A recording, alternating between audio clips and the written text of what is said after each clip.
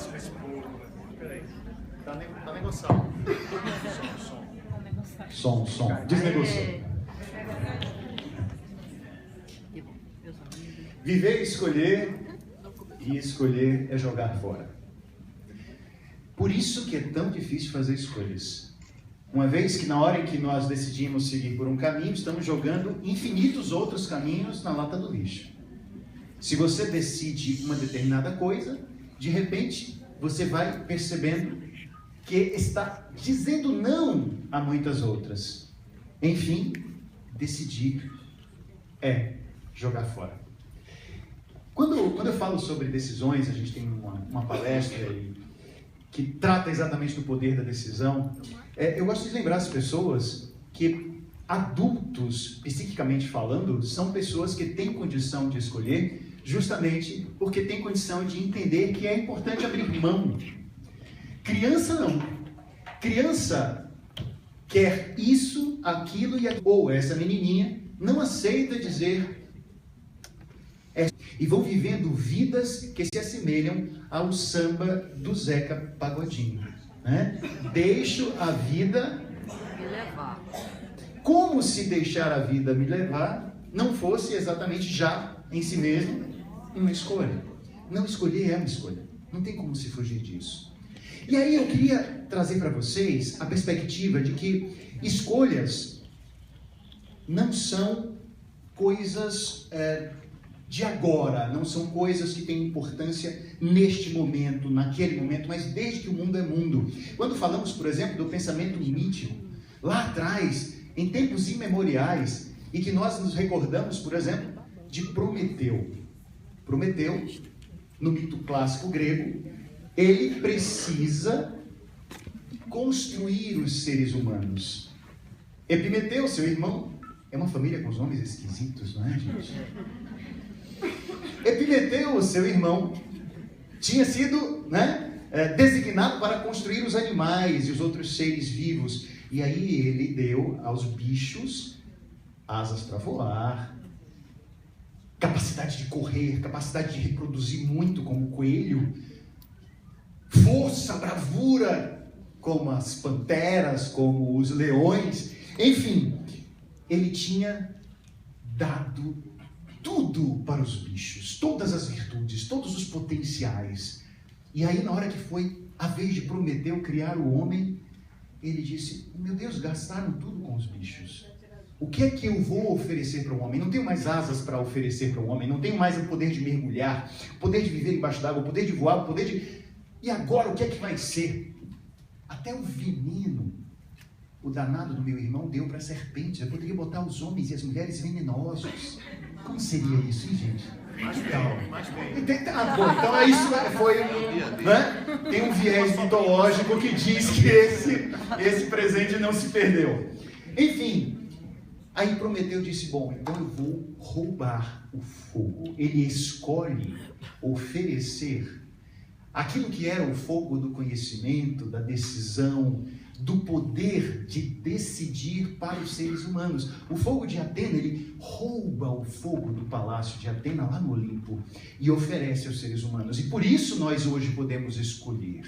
Por isso nós hoje podemos decidir se queremos isso ou aquilo, mas só que isso nos tornou um pouco mais deuses. Esse poder de escolher nos tornou próximo aos moradores do Olimpo. E por que estamos próximos a esses moradores? Prometeu sofreu um grande castigo. Os deuses lançaram sobre ele o castigo de ficar acorrentado e receber diariamente uma ave que lhe bicava o fígado. Terrível castigo por toda a eternidade. Uma vez que nós percebemos que recebemos esse presente de Prometeu e que ele sofreu muito para nos dar este presente, que tal valorizarmos esse presente? Que tal dizermos: a escolha não deve passar em vão, em brancas nuvens? Podemos usar as nossas escolhas para fazer as coisas funcionarem. E escolha não é só para as coisas simples. Eu gostaria até de ter uma noção, seria bom até que a gente acendesse um pouquinho aqui a plateia, porque eu queria ter uma noção de como são as escolhas de vocês para as coisas simples. Vamos lá. Eu vou lançar duas coisas e vocês dizem um ou dois para a escolha que vocês fizerem, beleza?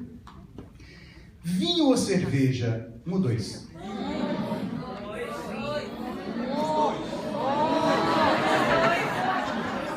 Já está dizendo ali os dois.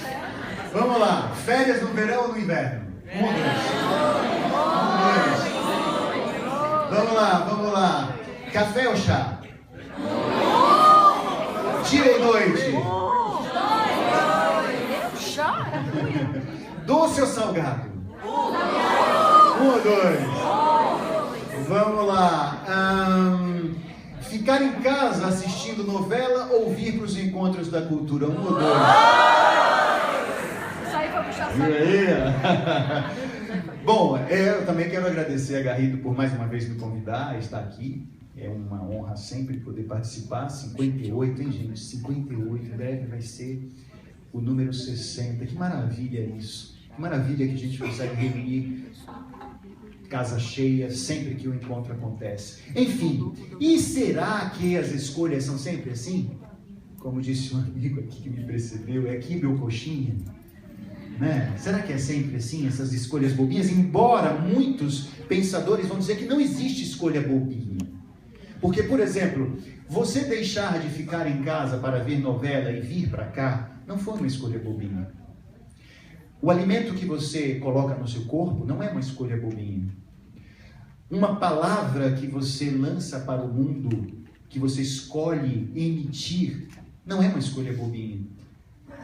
Uma página que você lê num livro, ou uma palestra que você assiste, foram escolhas que você fez de a que submeteria as suas, os seus sentidos e a sua neurofisiologia.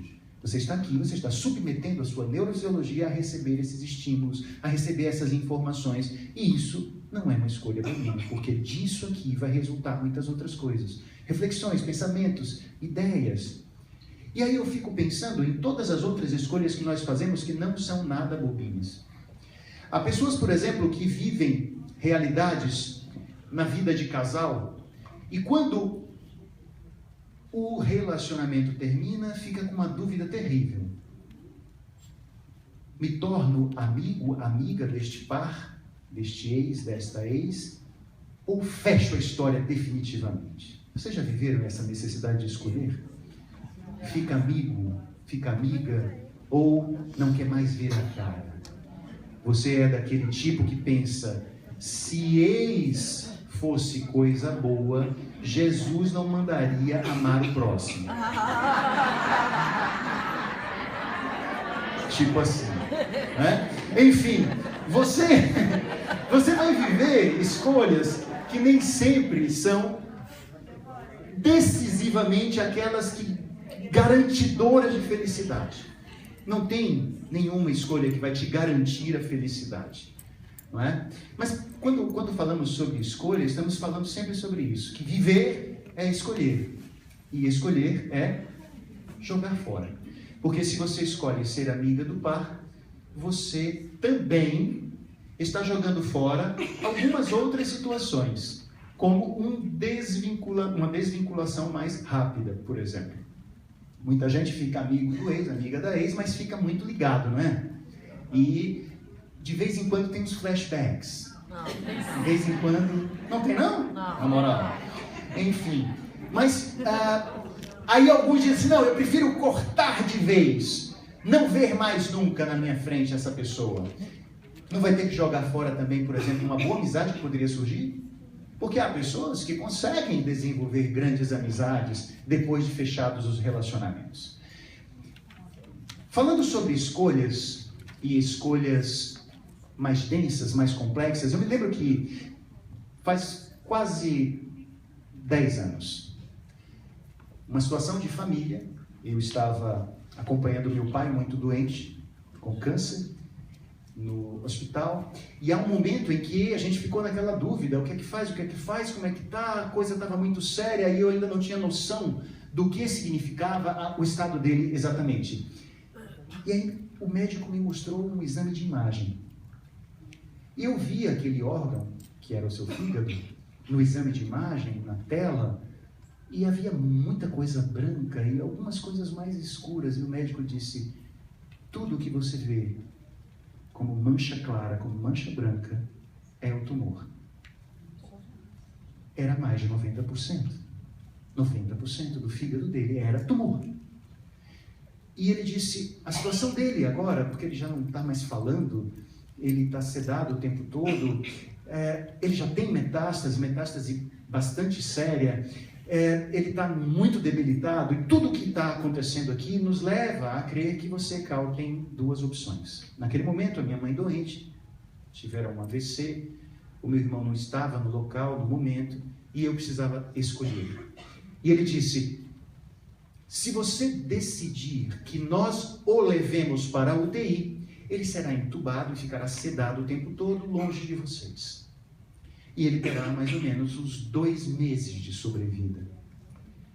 Se você optar por deixá-lo no quarto como ele está hoje, ele terá 2 semanas, se muito. E eu precisei consultar muito os meus valores, eu precisei consultar muito as coisas que eu tenho dentro de mim, para poder perceber que mesmo com menos tempo, ele teria uma despedida ao lado de nós, ao lado do nosso seio, junto conosco, recebendo o nosso carinho, recebendo nossa assistência amorosa, mesmo que ele tivesse menos tempo. E eu optei por isso. Eu optei por dizer, eu prefiro o meu pai, no momento derradeiro, ao nosso lado, do que ter a extensão, por mais tempo, de algo que a gente nem poderia chamar de vida, por 2 meses. Viver é escolher, e escolher é jogar fora. É jogar fora, amigos, porque quando nós pensamos em escolhas, há 2 figuras, 2 companheiras que são amiguinhas, quase irmãs siamesas, que moram juntas, liberdade e angústia. Sempre que você pensar em escolha, você vai ter elas 2 juntinho.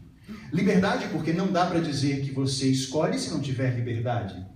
Ninguém te assalta dizendo, você escolhe me dar o seu relógio e o seu aparelho celular e o seu carro, ou então eu te mato. Não é assim. Há momentos em que você não pode escolher, porque não há aí o quê? Liberdade. Se há escolha, é ponto pacífico em quem estuda a ética de que era necessário que houvesse também liberdade. E quem nos traz uma reflexão muito interessante sobre isso é Jean-Paul Sartre, filósofo francês, existencialista, que nos diz: nós, seres humanos, somos condenados a ser livres. Cada ser humano é condenado a ser livre. E aí a gente poderia perguntar, e a programação neurolinguística, uma das minhas principais ferramentas de trabalho, também traz essa reflexão, mas vem cá, e quando acontece algo que eu não esperava e eu não fiz nada para que aquilo acontecesse, ainda assim aquilo é uma escolha? E aí Sartre vai nos dizer que também é uma escolha aquilo que você vai fazer com o que ele acontece. Então, o mais importante não é o que fazem conosco, e sim o que nós escolhemos fazer com aquilo que fazem conosco. Faz sentido para vocês isso, gente? Total. Dessa forma, a programação neurolinguística também retira de várias estradas do pensamento e dentro da neurologia, da neurofisiologia, da neurociência, alguns aspectos muito interessantes que nos mostram, inclusive, que às vezes as coisas das escolhas têm a ver até mesmo com os nossos hábitos. Nós repetimos tantas vezes as mesmas coisas que acabam, em alguns instantes, as escolhas não sendo feitas a partir dos nossos valores, dos nossos pensamentos, de uma postura mais racional, e sim porque você se habituou àquilo. E aí vem a vida e te apresenta escolhas mais complicadas. Por exemplo, a escolha entre o bom e o ruim é muito simples. Você escolhe o quê? O bom. Mas e quando aparece na sua frente a escolha do bom e o bom? Isso aqui é muito bom, ou essa, ou esse. Vai saber, né, o que você está avaliando, não sei a mente de vocês. Isso aqui, ou esse, ou essa é muito bom. mas esse aqui, ou essa, ou isso é muito bom também. Então, como vai ser o processo de escolha entre o bom e o bom? E quando é entre o ruim e o ruim? Muitas vezes nós vemos isso dentro dos nossos processos de escolhas políticas, né? É entre o ruim e o ruim. Enfim, ou entre o ruim e o menos pior, né? E assim nós vamos brincando com essas realidades e a escolha sempre aparecendo como muito firme, dizendo: você precisa escolher, você precisa escolher, você precisa escolher. E quanto mais você vai caminhando, mais você tem condição de conhecer quem você é. Se você segue em frente, se você honra um caminho, se você faz buscas de autoconhecimento, se você vem para os encontros da cultura, se você lê, se você faz cursos de PNL, você... Todo mundo fez merchan, né? Olha, vocês receberam um papelzinho aí, não foi, gente? Turminha de setembro, ó, chuchu, beleza. Então, se você faz esses tipos de investimento em você, você tem mais chance de descobrir quais são seus valores. Porque os valores são norteadores também das nossas escolhas. Você escolhe uma pessoa para ficar do seu lado? Pode ter certeza. Valores estão em você que fizeram essa escolha acontecer. Você escolhe um caminho profissional? Você escolhe entre o certo e o errado? Valores te deram a possibilidade de fazer essa escolha. E é por isso que, quando falamos sobre valores, eu penso muito em me deixe seguir. Porque o processo de autoconhecimento não é um processo que a gente possa fazer sob empurrões. O processo de autoconhecimento também tem que ser uma escolha. Também pode ser uma caminhada voluntária. Eu escolho andar. Eu vou procurar. E eu posso escolher, nas minhas buscas, rir ou chorar. Porque também temos o direito de escolher um pouco mais aquilo que acontece no nosso mundo emocional.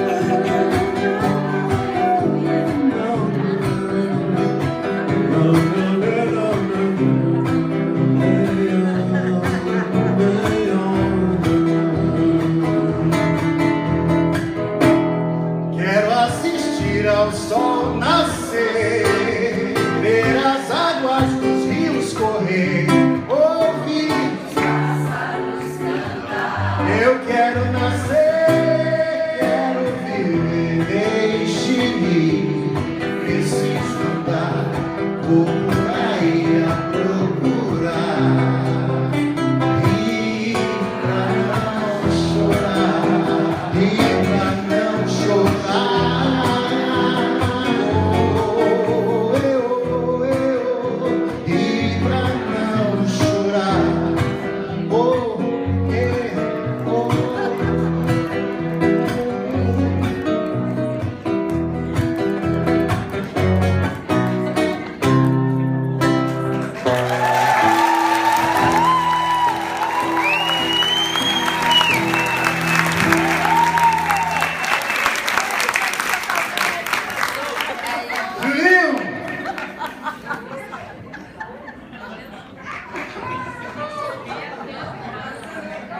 Obrigado, querido. Obrigado por esse momento.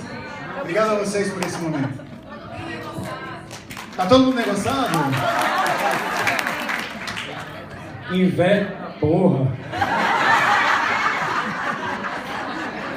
Olha, isso não vai ficar assim não, hein? Isso tem vingança. Sarginha, vamos se vingar, viu, Sarginha? Quero ver você, viu? 2 contra 1. Sarginha, me receba. Sarginha, leve ele, Sarginha. Leve e joga da escada embaixo.